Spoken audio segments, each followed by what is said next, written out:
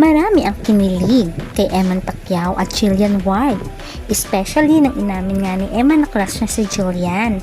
Kaya naman pinakilala nga sila ni Jessica Soho last year. At dito na nga nagsimula ang process kung saan ay nagkakas sila ng confusion. Nandun si Jillian Ward sa laban nitong si Pacquiao noon sa mall kung saan ay nanalo. Pero ano nga ba talaga ang tungkol sa kanila? Talagang private lamang ang relationship ni Eman Pacquiao at kay Jillian Ward? Pero may lumalabas na third party. Ano nga ba ang katotohanan? Si Coco Brown na naman nagpapatubok sa puso ni Jillian Ward at mukhang friendship lamang kay Eman Pacquiao at ang galing ang buong kwento.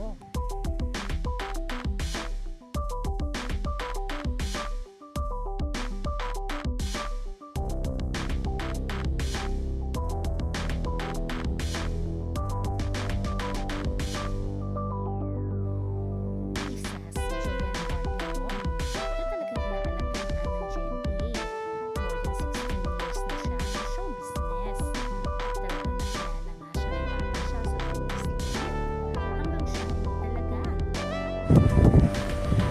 Marami na ring napapatunayan sa mundo ng showbiz itong si Jillian Ward dahil maraming na rin siyang mga series na kumita like Abot Kamay ang Pangarap, Mailonggo Girl at ang recently yung Never Say Die kung saan ay nakasama niya nga si Rahil na naging ka-love team niya rin.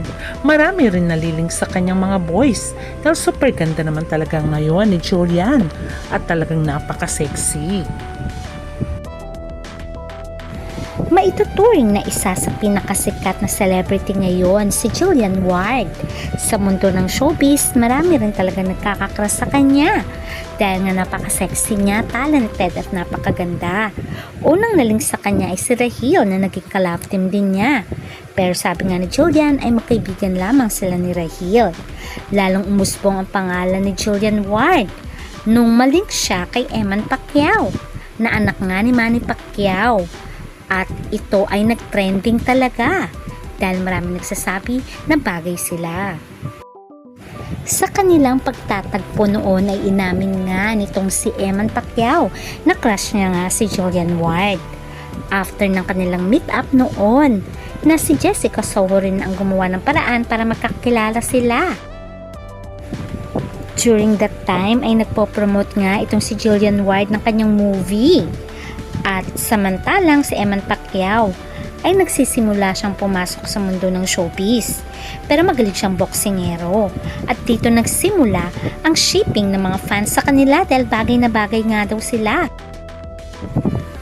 At pumunta pa nga noon para manood ng kanyang laban itong si Jillian Ward para magbigay ng inspirasyon kay Eman Pacquiao kung saan ay nanalo naman ito. Makikita rin na very close si Eman sa mami nga ni Jillian Ward kung saan niyakap pa nga niya ito at sila ay nag-uusap. Kaya naman may spekulasyon na baka nga si Jillian at si Eman na in real life pero napakaloki lamang ng kanilang relasyon. Inamin nga din noon ni Jillian Ward na may bago siyang inspirasyon pero ayaw niya muna itong i-reveal. At ang tinutukoy nga ng karamihan baka nga si Eman ang tinutukoy nga ni Jillian Ward.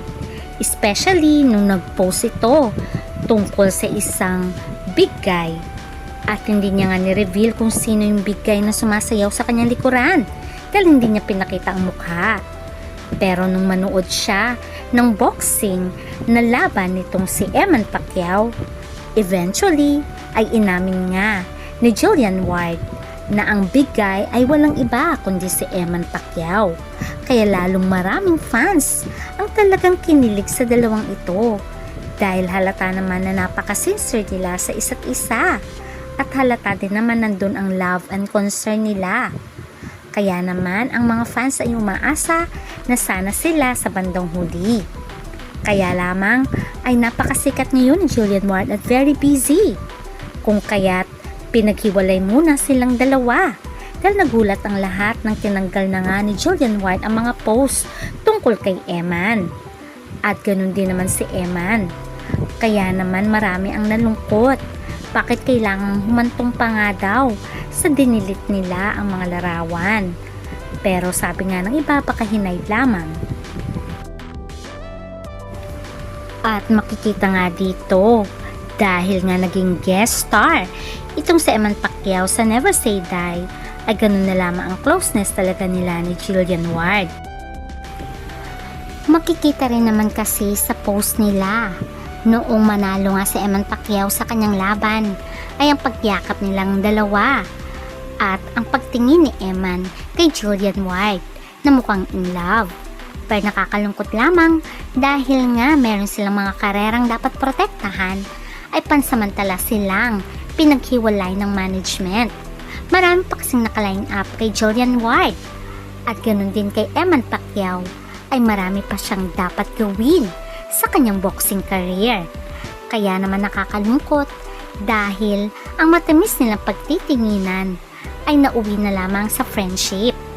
At ngayon ay nalilink ngayon si Jillian Ward sa baguhang walang iba kundi si Kobe Brown. Sino nga ba si Kobe Brown? Isa siyang Filipino-British actor and singer. At nag-join siya ng Pinoy Big Brother Connect, kung saan ay dinab siya as charming striker ng Paranaque until kinuha nga siya ng ABS-CBN bilang contract star. Pero nito lamang, May 2026 ay nag-sign up siya ng kontrata sa GMA bilang isa sa Sparkle GMA artist. Sa kanyang pagpasok sa GMA ay nalink agad siya kay Jillian Ward dahil inamin din niya naman kasi sa kanyang interview na nais niyang makasama si Jillian Ward sa Kapuso Network.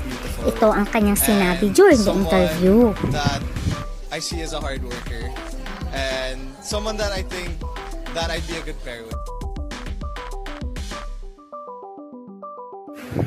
O diba, inamin niyang gusto niyang maging kapair si Jillian Ward.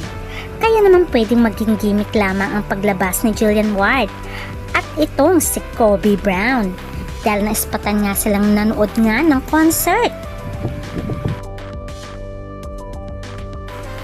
Pero ayon nga sa mga nakakapansin at mga netizens, baka gimmick na naman ito dahil bagong lipat nga itong si Kobe Brown sa Sparkle.